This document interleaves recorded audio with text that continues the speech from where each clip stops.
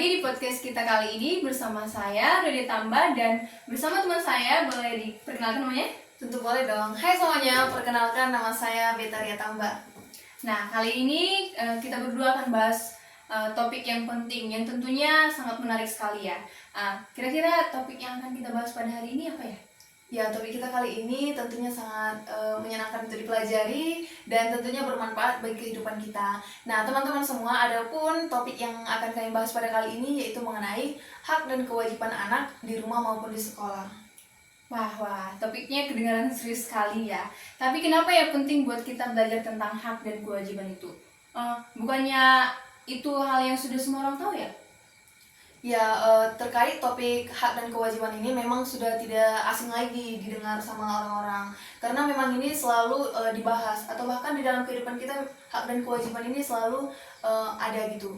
Nah, tapi masih banyak kasus yang terjadi orang-orang hanya menuntut haknya tanpa mengingat kewajiban atau hal-hal yang harus dipertanggungjawabkannya, seperti itu. Oke, jadi penting banget ya. Kalau begitu kira-kira apa sih capaian dan tujuan yang harus dicapai siswa dalam pembelajaran hak dan kewajiban tersebut? Nah, tentunya dalam pembelajaran hak dan kewajiban ini siswa mampu CP-nya itu siswa mampu mengidentifikasi bentuk-bentuk hak dan kewajiban di sekolah maupun di rumah. Nah, untuk yang selanjutnya siswa di situ memahami dan mampu menjelaskan apa itu hak dan kewajiban di rumah maupun di sekolah. Nah, untuk tujuan pembelajarannya sendiri, yang pertama tentunya siswa mampu mengetahui contoh-contoh apa saja yang ada dalam hak dan kewajiban. Mereka juga harus memahami pentingnya menyeimbangkan antara hak dan kewajiban ini. Artinya hak dan kewajiban itu harus seimbang. Ya, betul. Nah, yang terakhir itu anak diharapkan mampu untuk membedakan mana hak dan mana kewajibannya. Wah. Itu tadi untuk tujuan dan CP-nya. Ya, wah jelas. Jadi jelas ya, bukan cuma tahu teorinya, tapi juga supaya kita bisa melaksanakan kewajiban dan menghargai hak orang lain juga. Ya, betul sekali. Itulah tadi terkait CP dan TP yang harus dicapai oleh peserta didik itu.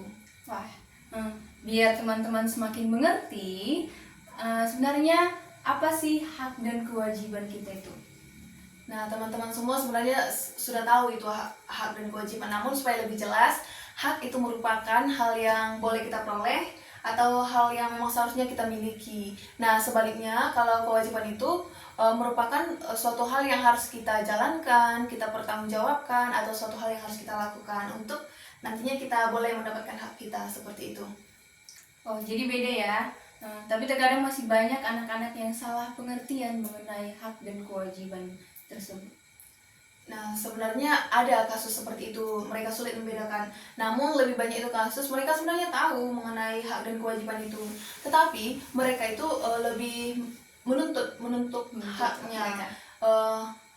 Kebanyakan itu menuntut hak ke orang tua ya, contohnya membelikan HP baru, mainan baru, tetapi mereka lupa untuk kewajibannya. Nah, salah satu kalau mereka memaksa orang tua itu kan merupakan pelanggaran kewajiban, mereka tidak menghormati orang tua. Nah, kalau gitu boleh dong dijelasin apa aja sih hak dan kewajiban anak di rumah maupun di sekolah. Nah, untuk kewajiban anak di rumah dan di sekolah, yang pertama di sekolah dulu ya. Di rumah. Nah, untuk hak anak di rumah itu tentunya yang pertama mendapatkan kasih sayang dari orang tua. Nah, yang kedua itu mendapatkan makanan bergizi, makanan sehat, mendapatkan pendidikan, mendapatkan nasihat dari orang tua. Dan anak juga berhak di rumah mendapatkan waktu istirahat, bermain. Nah, untuk kewajibannya tentu ada dong. Kan bukan hanya menerima hak-haknya saja, namun anak juga harus menjalankan kewajibannya. Kewajiban yang pertama itu tentunya harus menghormati orang tua. Ya, seperti yang kita tahu ya, orang tua mereka merupakan orang yang telah melahirkan kita, membesarkan kita, menjaga kita sehingga kita bisa tumbuh dan berkembang. Nah, kewajiban yang selanjutnya itu tentunya membantu orang tua, menjaga kebersihan rumah, membuang sampah pada tempatnya. Nah, tidak kalah penting kita juga wajib untuk belajar di rumah. Memang kita sudah diberikan pendidikan di sekolah, namun kita di rumah juga harus belajar loh.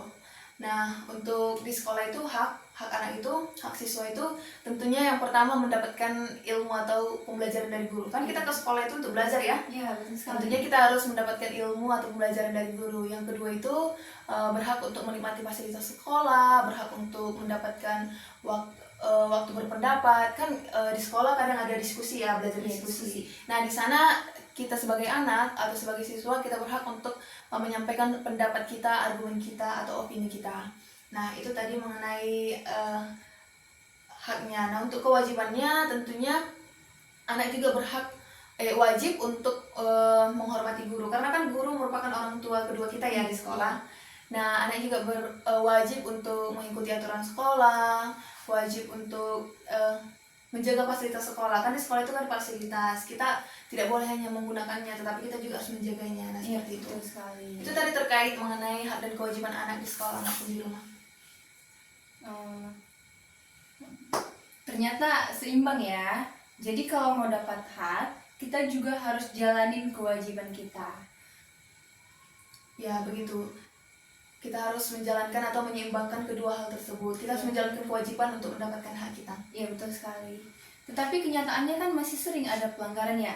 Nah, misalnya ada anak yang nggak mau jalanin kewajibannya, atau sebaliknya ada orang tua dan sekolah nggak kasih hak anak.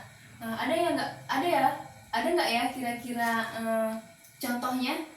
Ya, tentu sangat banyak. Apalagi pada zaman sekarang ini sangat banyak ya kita dengar berita-berita di media sosial tentang anak yang melawan ke orang tuanya, tentang orang tua juga yang menelantarkan anaknya, sangat banyak. Namun saya ada baca berita di salah satu satu sekolah ada seorang anak yang aniaya atau dikeroyok oleh, sebenarnya bukan oleh pihak guru atau pihak sekolah, namun kakak kelasnya, seniornya. Pada saat ditegur, anak ini tidak terima, sehingga kakak kelas ini merasa jengkel seperti itu, sehingga mereka melakukan kekerasan. Nah, itu merupakan salah satu anak itu tidak mendapatkan kenyamanan ya di sekolah. Iya. Nah, untuk kasus yang selanjutnya ini masih dekat dengan termasuk saudara saya. Mereka dipulangkan dari sekolah tidak mengikuti jam ujian. Bayangkan mereka dipulangkan oleh gurunya karena belum membayar uang baju olahraga. Nah, sebenarnya untuk membayar baju olahraga itu merupakan kewajiban dari orang tua siswa tadi. Tapi mereka sudah mengonfirmasi loh mengenai masalah ini, tetapi gurunya tetap memulangkan anak itu pada saat jam ujian. Nah, itu merupakan merampas hak anak kan untuk menikmati jam ujiannya, mengerjakan tugasnya, mengerjakan soal-soal ujiannya, seperti itu. Nah, itu tadi pelanggaran mengenai hak-hak dan kewajiban anak. Duh, kasihan sekali ya, padahal anak-anak butuh rasa aman dan nyaman. Iya, betul sekali. Seharusnya di sekolah itu kan mereka mendapatkan kenyamanan, keamanan, dan juga kalau belajar di sekolah kan tentunya harus aman ya, supaya mereka belajarnya juga senang gitu. Ya, masih banyak ya anak-anak yang belum menerima hak dan kewajiban mereka. Nah, biar kejadian seperti ini nggak keulang lagi, kira-kira apa sih yang bisa kita lakukan agar hal tersebut nggak keulang-ulang lagi di kemudian harinya? Nah, sebenarnya nggak bisa kita jamin ya kalau ini nggak terulang lagi, karena kan serangkat sudah dibuat aturan aja masih bisa dilanggar oleh orang-orang. Namun untuk mengurangi tindak supaya tidak terjadi seperti hal tadi, kita ini di sekolah dulu ya. Kita sebagai pihak sekolah atau guru juga kedepannya harus lebih melihat lingkungan sekolahnya, memantau kejadian apa, seperti apa yang ada di sekolah itu. Artinya kita tidak boleh lengah, harus memantau siswa-siswa itu supaya tidak terjadi kejadian kekerasan. Nah, kalau ada kejadian kekerasan seperti tadi, guru harus memanggil kedua belah pihak itu dan melakukan bimbingan kepada mereka supaya mereka diarahkan gitu. Apa yang harus dilakukan kepada si korban tadi, apakah mereka apa yang akan dilakukan kepada si pelaku tadi, supaya ada efek jerah, supaya kejadian tersebut tidak terus terulang seperti itu. Nah, untuk yang lainnya, guru juga bisa mengadakan, bukan guru tapi pihak sekolah, semua pihak sekolah ikut serta mengadakan sosialisasi anti kekerasan atau anti bullying. Kan sekarang lagi tenar ya kekerasan ini, jadi mereka bisa melakukan sosialisasi supaya satu siswa dan siswa yang lain saling memahami satu sama lain, tidak melakukan kekerasan seperti tadi. Nah, untuk di rumah kan ada juga kejadian anak melawan, orang tua tidak memberikan hak kepada anaknya, contohnya tidak orang tua menelantarkan anaknya. Nah, sebagai orang tua harus lebih bijak lagi untuk mendidik anaknya supaya di kemudian hari lebih mengerti lagi mengenai hak apa yang harus diperoleh, kewajiban apa yang harus dijalankan, seperti itu.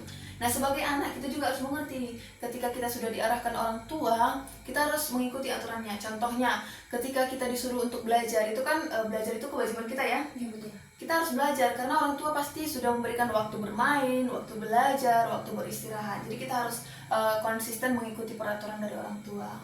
Ya, setuju. Jadi intinya kita harus saling menghargai. Sebagai anak atau sebagai orang dewasa, kita harus tahu mana hak dan kewajiban kita. Agar kita tidak hanya menuntut hak, tapi harus memenuhi kewajiban kita. Ya, itu tadi mengenai hak dan kewajiban itu. Artinya harus seimbang keduanya, tidak boleh ada yang berat sebelah. Artinya untuk mendapatkan hak, kita harus menjalankan kewajiban. Ketika kita menjalankan kewajiban, artinya hak kita akan kita terima dengan baik, seperti itu. Wah, gak kerasa ya kita udah sampai di penghujung podcast ini. Jadi teman-teman, yuk kita jalani kewajiban kita dengan baik supaya hak kita juga terpenuhi. Ya, betul sekali. Terima kasih ya untuk bincang-bincang kita pada siang kali ini. Topik ini tentunya bukan hanya menyenangkan untuk dipelajari, tetapi juga sangat bermanfaat ya. Iya, sangat penting. Bukan hanya untuk anak-anak tadi ya, bahkan untuk orang dewasa juga harus perlu mendalami topik ini. Supaya apa? Supaya kita lebih sadar mengenai hak kita dan kewajiban kita. Oke, baiklah. Nah, sekian podcast kita kali ini ya. Nah, semoga bermanfaat buat kita semua, baik anak-anak, remaja, orang dewasa, maupun orang tua. Sampai jumpa di podcast kita berikutnya. Terima kasih. Terima kasih.